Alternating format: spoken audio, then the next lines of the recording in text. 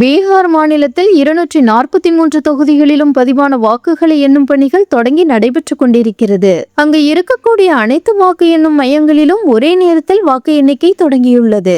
அடுத்தடுத்த சுற்றுகளாக வாக்குகள் எண்ணப்பட்டு வருகின்றன. பீகார் சட்டப்பேரவை தேர்தலை பொறுத்தவரையில் 2000த்திற்கும் மேற்பட்ட வேட்பாளர்கள் போட்டியில் உள்ளனர். முதலமைச்சராக இருக்கக்கூடிய நிதிஷ்குமார் பாஜக அணியின் சார்பில் தற்பொழுதும் போட்டியில் இருக்கிறார். அதே போன்று தேஜஸ்வி யாதவ் காங்கிரஸ் இடதுசாரிகளோடு கூட்டணி அமைத்து இறங்கியுள்ளார். தொடர்ந்து பெரும்பான்மையுடன் பாஜக கூட்டணி முன்னிலை வகித்து வருகிறது. பீகார் தேர்தலில் வாக்கு எண்ணிக்கை நடைபெற்று வரும் நிலையில் 33 தொகுதிகளில் பாஜக கூட்டணி வெற்றி பெற்றதாக அதிகாரப்பூர்வமாக அறிவிக்கப்பட்டுள்ளது. பாஜக 20 தொகுதிகளிலும், கூட்டணி கட்சியான ஐக்கிய ஜனதா தளம் 11 தொகுதிகளிலும் வெற்றி பெற்றதாக அதிகாரப்பூர்வ அறிவிப்பு வெளியாகியுள்ளது. ராஷ்டிரிய ஜனதா தளம் 4 தொகுதிகளிலும், பாஜக கூட்டணியான லோக் ஜன் சக்தி 1 தொகுதியிலும் வெற்றி பெற்றுள்ளது.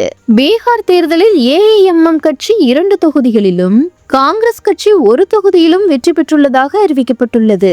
பாஜக கூட்டணி கட்சியான இந்துஸ்தானி அவாமி மோர்ச்சா 1 தொகுதியில் வெற்றி பெற்றுள்ளது.